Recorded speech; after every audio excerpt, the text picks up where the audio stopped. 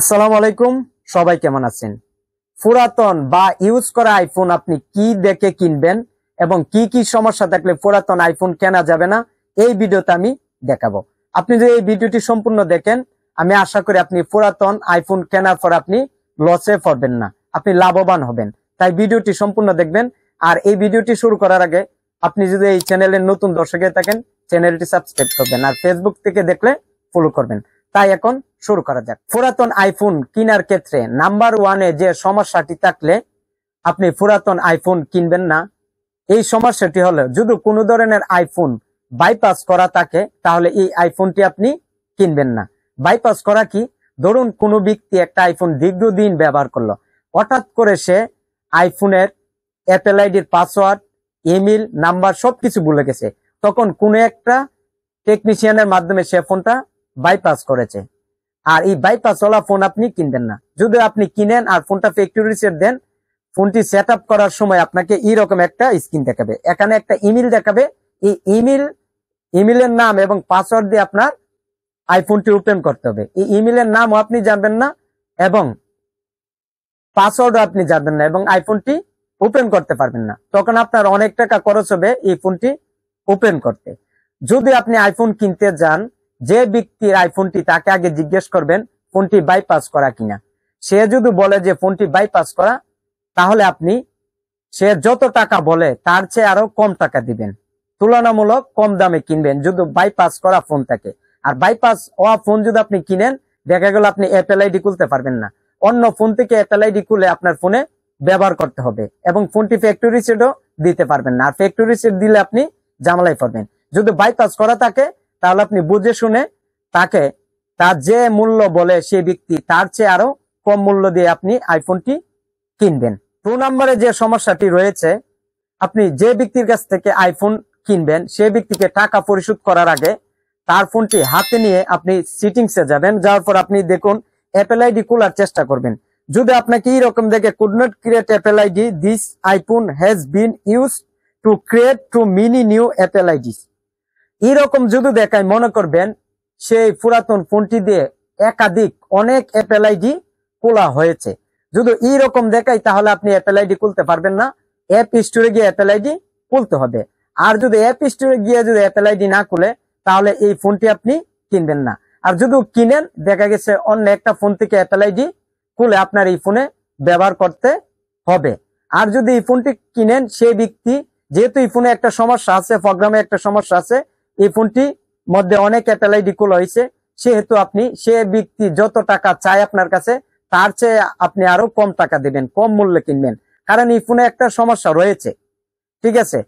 Number 3-তে যে বিষয়টি রয়েছে, আপনি যে আইফোনটি কিনবেন আপনি কিভাবে দেখবেন এই আইফোনটির বয়স কত হয়েছে এবং এই আইফোনটি কতদিন হয়েছে অ্যাক্টিভ হয়েছে এবং এই আইফোনের কোনো কিছু পরিবর্তন হয়েছে কিনা এবং এটা কতবার চার্জ হয়েছে এবং এই ফোনটি কোন দেশের, এসব বিষয়ে আপনি কিভাবে জানবেন এই ভিডিওতে আমি দেখাচ্ছি। তাই আমাদেরকে এখন কম্পিউটার স্ক্রিনে চলে যেতে হবে।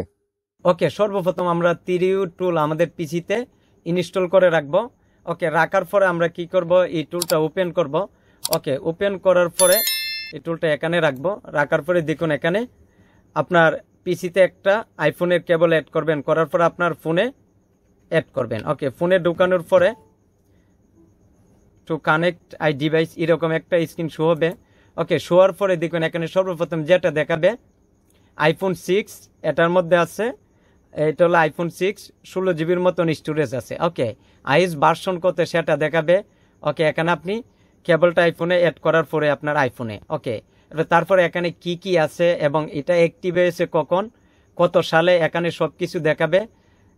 তারপর ওয়ারেন্টি আছে কি না। দেখুন এই আইফোনটা কিন্তু বর্তমানে ওয়ারেন্টি নাই, ওয়ারেন্টি এক্সপায়ার্ড এরকম এখানে উল্লেখ আছে। ঠিক আছে, এটার মেয়াদ নাই, মেয়াদ উত্তীর্ণ হয়ে গেছে। ঠিক আছে, এটার মডেল কত এবং আইমিয়া নাম্বার সকল কিছু এখানে দেখাবে। ওকে, কোনো পার্টস বা ডিসপ্লে কোনো কিছু পরিবর্তন করে থাকলে এখানে সব দেখাবে। ওকে, দেখুন এখানে এই ফোনটা কতবার চার্জ দেওয়া হয়েছে সেটাও কিন্তু এখানে দেখাবে। এখানে 580 বার ফোনটা চার্জ দেওয়া হয়েছে। ওকে, এখানে আপনি সকল ডিটেলস আপনি দেখতে পারবেন। ওকে, দেখার পর আপনি যাচাই করবেন এই ফোনটা আপনি কিনতে পারবেন কিনা। ওকে, দেখুন এখানে মডেল দেওয়া আছে, এই ফোনটা কোন দেশের, এই ফোনটা হলো সেলস মডেল, ওকে সেলস রিজন এখানে আছে, দেখুন এটা ইউএস এর মোবাইল। ওকে, এটা ইউএস থেকে এসেছে এই আইফোন 6 ফোনটা, এটা অনেক আগের ফোন, আমার কাছে রয়েছে, এই কারণে আমি আপনাদেরকে এই বিষয়টা দেখিয়ে দিচ্ছি।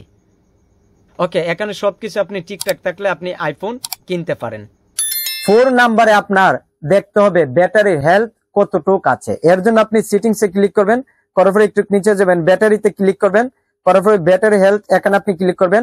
এখানে আসার পর আপনি ম্যাক্সিমাম ক্যাপাসিটি দেখতে পাবেন, আমার এই ফোনটার মধ্যে 81% রয়েছে। ওকে, এখানে যত পার্সেন্ট বেশি তত ব্যাটারি ব্যাকআপ দিবে তত বেশি। এখানে যদি আপনার পার্সেন্ট বেশি থাকে, ঠিক আছে, তখন আপনি আইফোনটি কিনবেন। কারণ এখানে যদি পার্সেন্ট কম থাকে আর আমার মতন যদি 81% থাকে, তাহলে দেখবেন ব্যাটারি ঘন্টা খানেক অথবা 2-3 ঘন্টা পর পরে আপনার আইফোনটি চার্জে দিতে হবে। এখানে পার্সেন্টটি দেখে কিনবেন। যদি এখানে পার্সেন্ট বেশি থাকে, যে 98, 99 অথবা 92, ঠিক আছে 96 এইরকম যদি থাকে, তাহলে আপনি দেখেছে আইফোনটি কিনবেন। আর এর চেয়ে যদি 81%, 82% এরকম যদি থাকে, তাহলে কিনবেন না, কারণ বারবারে আমার মতন আইফোন চার্জে দিতে হবে। নাম্বার 5 এ যেটি রয়েছে, অনেকে কি করে দেখা যায় ওল্ড মডেল আইফোন, যেমন আইফোন 5, আইফোন 6, ঠিক আছে, এই ধরনের অনেক আইফোন কিনে ফেলে।